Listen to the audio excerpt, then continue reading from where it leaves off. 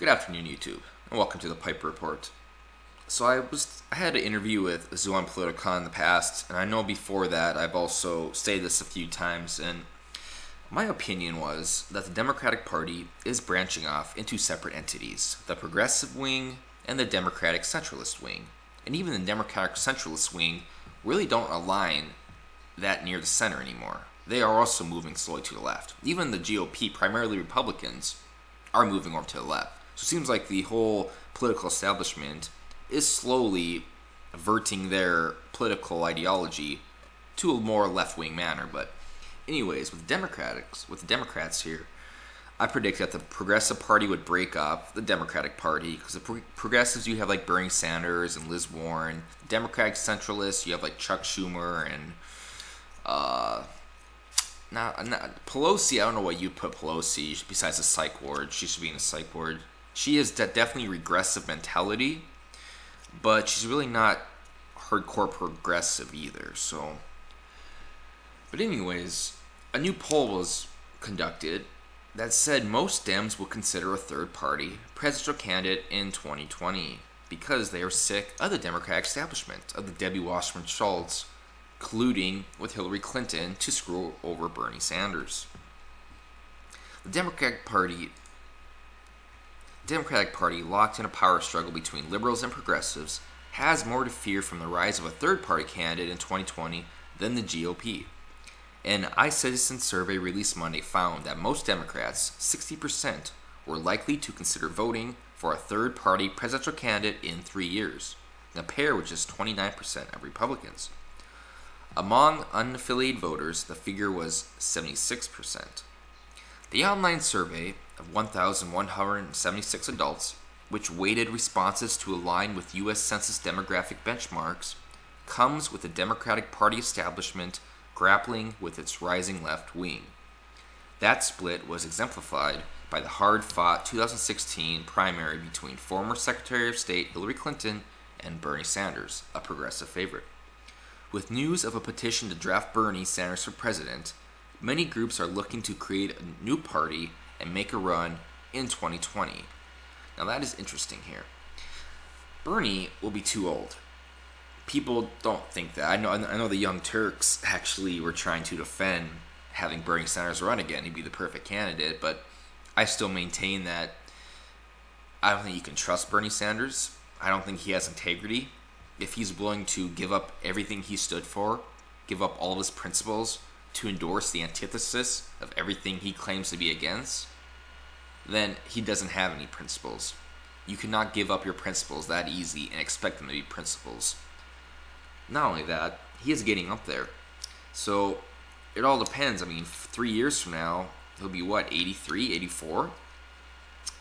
Now John McCain's up there as well, but we know how senile John McCain is becoming. I think we can also conclude that Bernie Sanders will probably act similar in a few years.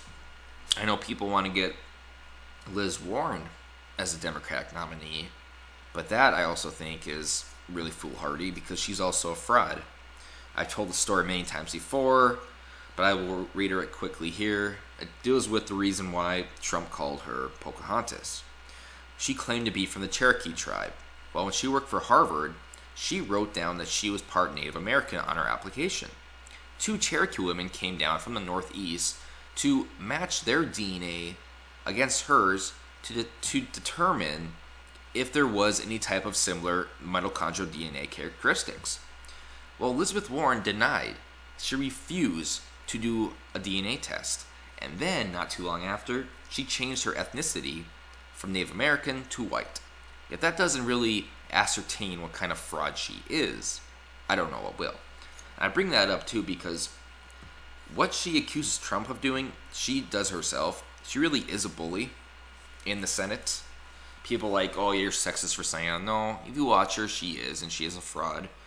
I know there's also rumblings about Kamala Harris, which I think would be funny because Kamala Harris, she's always in a bad mood, it looks like, and she says some of the dumbest stuff ever. Like, she thinks the CIA deals with climate change and LGBT rights. She thinks a judge is supposed to be based on feeling and not precedent. She thought Comey's obstruction of justice. She gave an example that since Trump said, "I hope you stop the investigation of Michael Flynn," that is obstruction of justice. She compared it by saying if a person pulled a gun on you and said, "I hope," that would be obstruction regardless of what they said. You know, it's a poor example as well, but she's kind of a joke as well. So I can see this. I can see there's a lot of progressives out there that are getting sick of the Democratic establishment. And my problem, despite what you may think and what I do videos on, I am not anti-left. I do like some progressives. What I don't like is the regressive left. And regressives are the people that are damaging the country. Those that want safe spaces, those that are social justice warriors, those who hate on everybody, Antifa. I mean, the regressive left is dangerous. But the progressive wing, like, what's her name, Hawaiian Congresswoman, I forgot her name, but I like her. I mean, there's also, you have progressive YouTubers, is who I'm political on, I listen to. Same progressive, I don't listen to a lot, but, you know, I do kind of, I respect her, the way she talks and stuff. These people aren't afraid to call out the Democratic establishment, because the Democratic establishment is just as corrupt as the most corrupt people in the country. The Washington establishment in whole is predominantly corrupt. It's very hard to find people that actually want to fight for their constituents.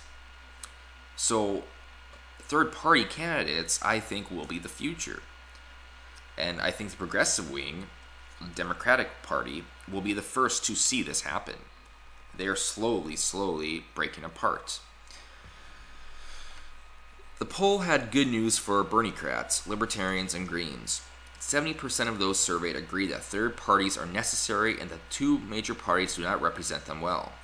That is 100% true. I've always said that the two-party system is fundamentally flawed. I think that they should change the rules now. I know last year during the election, you had to have, I think, 15% poll numbers before you could participate in a debate. I think they should change that, maybe lower it to 5%, even maybe lower. If you want to run for president, you should be able to. It seems like the establishment focuses primarily on the Democratic and Republican parties, leaving all outside parties very futile attempts to actually get in the inner circle and be able to debate fully. I think if the Libertarians picked Austin Peterson last time instead of Gary Johnson, the Libertarian Party would have expanded exponentially. Because if you ever listen to Austin Peterson, I recommend watching his interview with Dave Rubin. You will see the man is really intelligent. Really intelligent. He's not like a clueless idiot that looks like a hippie like Gary Johnson. Gary Johnson damaged the Libertarian Party. Even though the Libertarian Party did grow in poll numbers, Gary Johnson was a bad candidate to have at the forefront. Someone like Austin Peterson would have been a lot better. Likewise with the Greens. I don't think you can have Jill Stein run for the Green Party anymore. You're going to have to find somebody else. Because after her whole fiasco with doing the recount of the election, it only cost $2 million and she fundraised over $10 million, I think. What happened to all that extra money? So I think you can trust her either. I think you have to get a new Libertarian candidate. I like Austin Peterson and a Green Party candidate.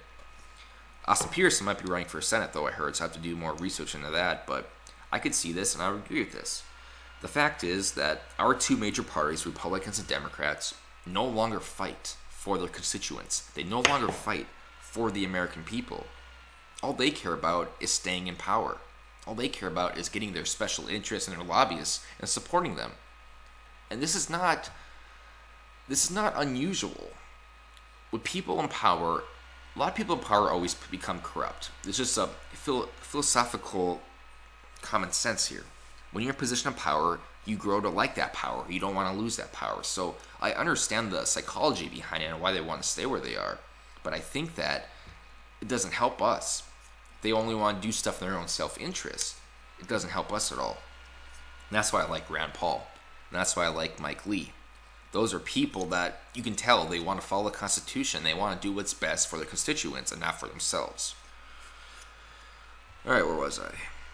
Poll results suggest that an overall majority of Americans, including Democrats and Republicans, are looking for more representation of Americans' views and are likely to give a third-party candidate a chance in 2020, said ISIS and Director of Polling Cynthia Evelisis in a statement. While U.S. third-party presidential candidates have fought to gain relevance, they have also been credited with playing spoiler roles in at least 2 recent elections. Running as a Reform Party candidate, Texas business Ross Perot was good. I recommend watching the debates he was in with George H. and Bill Clinton. Ross Perot would actually buy his own 30-minute time slots on, I forgot what channel it was, but it's a time slot you could turn every night to him. And he always had a bunch of different graphs with him and different charts and explaining and properly elaborate on explaining how and why the economy was going to shit and what we needed to do to fix it. But he was kind of Captain Hindsight in a way too. If you watch him in the debate, he knew how to describe what was wrong with America, but he really didn't, during the debates anyways that I've seen, didn't really explain what to do to fix it. But he didn't know what was wrong, so you could kind of construe that, yeah, if he didn't know what was wrong, it's probably possible that he knew how to fix it as well. But either way, he was a really good person. Not good, he was a really smart person. Then Ralph Nader. The poll found sentiment for third parties was strongest among young voters. Fully 84% of voters, 18 to 34, said they believed a third political party was necessary. I would be one of them. Unless whoever ran for the Republican Party, or even the Democratic Party, whoever ran for them didn't align with the Republican or Democratic views, but instead did adopt third party views and mentality, a third party approach. I'd agree with them then. For instance, Rand Paul fundamentally aligns with the Libertarian Party, but if he'd be nominated as a Republican presidential candidate, I would vote for him, because he's not really Republican. So if we had another candidate like that came up, that either ran for the Republican Party or Democratic Party, but that wasn't really Republican or Democrat, I think that'd be a good choice. So that is possible as well. Where was I at here? The iCitizen survey was conducted between June 14th to 16th among iCitizen users with a margin of error of 2.86 percentage points. So yeah, it's a taste of things to come. The two-party system, I believe, is collapsing, and it will start with the Democratic Party, and it will continue on, and this is good. This will be best for America. Get rid of the two-party establishment that is fundamentally flawed and fundamentally corrupt. And I'm done.